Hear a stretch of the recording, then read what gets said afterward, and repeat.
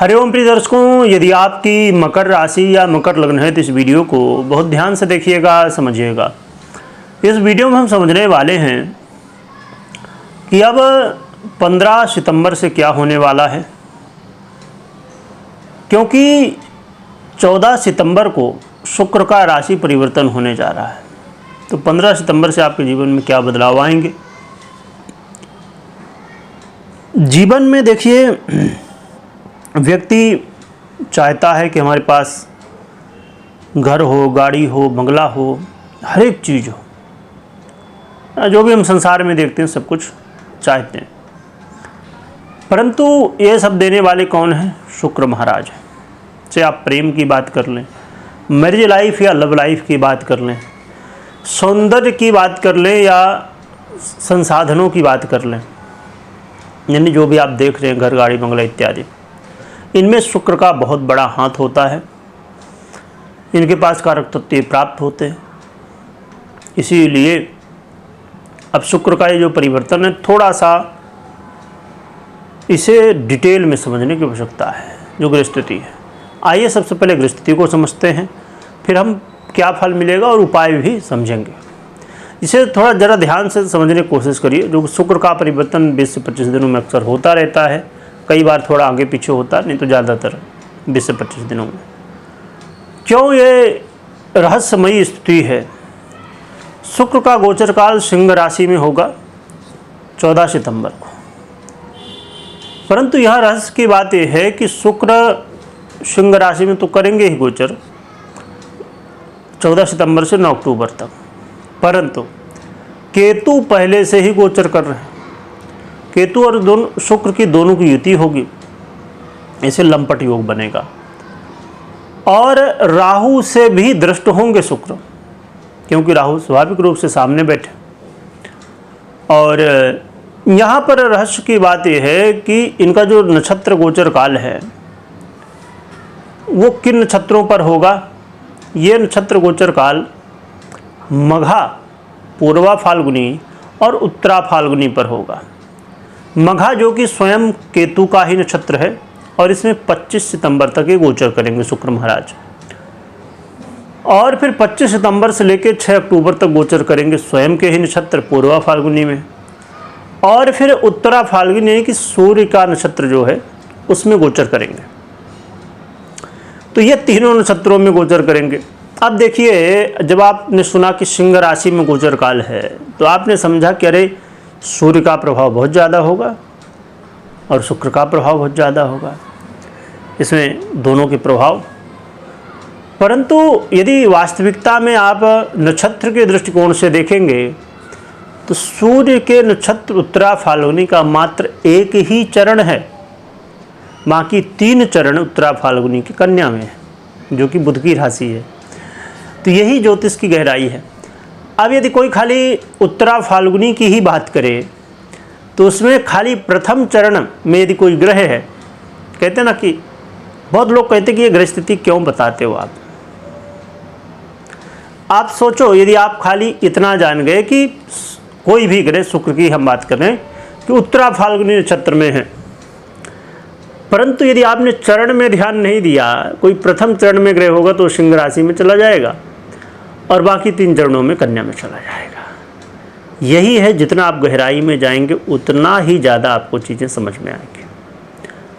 अब एक विचित्र बात क्या थी ये समझते हैं। एक तो ये थी विचित्र बात कि जब तक आप गहराई में नहीं जाएंगे तो चीज़ें क्लियर नहीं होंगी। दूसरी बात ये कि केतु और शुक्र, जो कि केतु के नक्षत्र में भी शुक्र गोचर करेंगे, हमने अभी समझा है। केतु और शुक्र की ये युति, भले ये मित्र ग्रह हों, परंतु इनके यदि प्रभावों को आप जानते हैं तो आप समझ पाएंगे कि दोनों बिल्कुल विपरीत हैं पूरी तरह।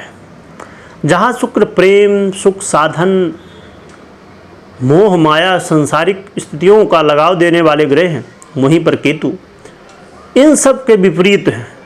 मोह, माया, सुख, साधनों, संसार से दूर करने वाले ग्रह माने जाते हैं, जिसकी वजह से कई बार लोग केतु को बहुत ज़्यादा बुरा मान लेते हैं। सीधी सी बात है वो ग्रह जो संसार से दूर करे, और संसारी लोगों के ऊपर स्वाभाविक बात है कि बुरा ही मानेंगे, ये तो संसार से ही दूर कर देगा, क्योंकि लोगों का वैसे तो मूल उद्देश्य मनुष्य का है भगवत प्राप्ति, परंतु हम यही समझते हैं कि भैया सुख साधन, घर गाड़ी बंगला हमारे पास सब कुछ हो जाए, जो कि ये ठीक है, ये यहाँ की माया की मांग है, परंतु वास्तविकता हम नहीं समझते, और केतु हमें अपने वास्तविकता की ओर ले जाते हैं। तो कहते हैं ना कि सत्य बहुत कड़वा होता है, तो बस वही बात है, केतु सत्य हैं समझिए तो कड़वे हैं, और शुक्र माया है, स्वाभाविक बात है कि आनंददायक। ऐसे ही बहुत सारे रहस्य, पर चलिए हम आगे बढ़ते हैं कि ये जो गृहस्थिति है विचित्र वाली, थोड़ी सी बिल्कुल विपरीत वाली एक दूसरे के, तो कैसा प्रभाव देखें। क्योंकि देखा जाए तो शुक्र जो कि आपके कर्मेश और पंचमेश हैं, और वर्तमान में इनका गोचर काल आपके अष्टम भाव में होने जा रहा है, सिंह राशि में गोचर करते हैं।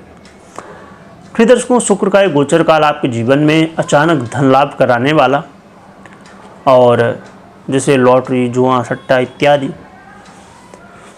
ऐसे जगहों से, या और भी ऐसे अकस्मात धन प्राप्ति के जो मार्ग,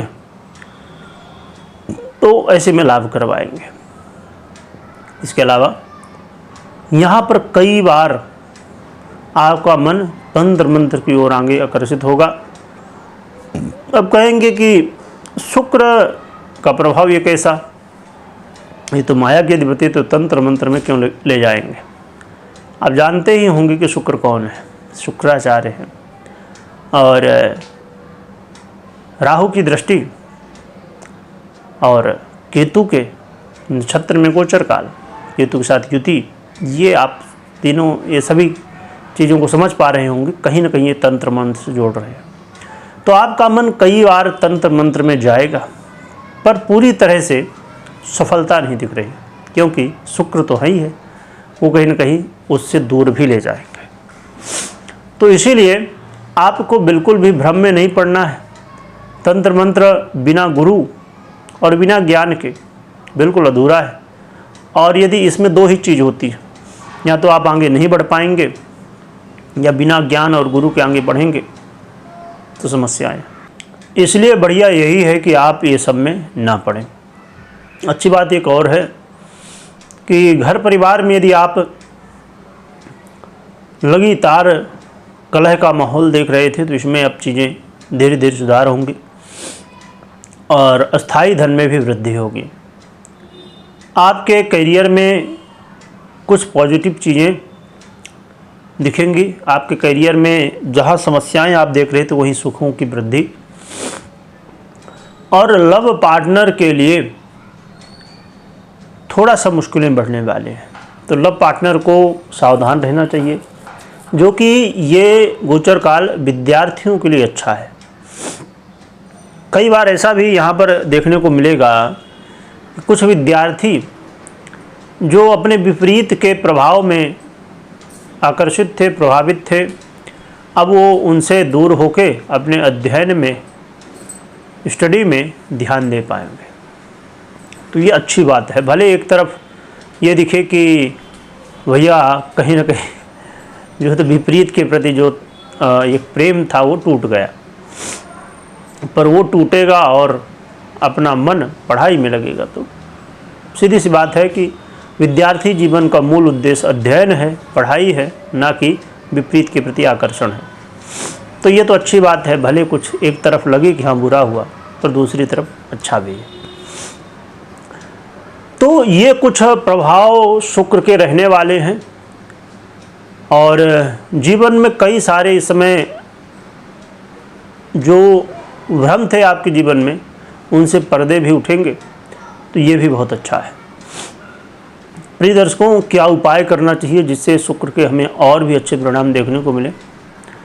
तो एक तो आप लक्ष्मी नारायण भगवान की आराधना करिए, साथ में प्रयास करिए कि अपने मन को स्थिर रखिए, और कोई भी काम करना हो धैर्य के साथ, बिना कन्फ्यूजन के हर एक काम को सोच समझ के जानकारी लेके फिर करिए, तो ज़्यादा बेहतर है, क्योंकि अधूरी जानकारी कई बार समस्या का कारण बनते हैं।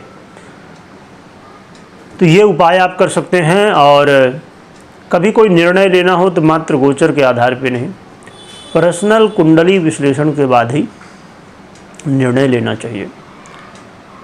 कमेंट में भगवान की जयकारा लगाइएगा और खूब स्मरण करिएगा। वीडियो देखने के लिए बहुत बहुत धन्यवाद।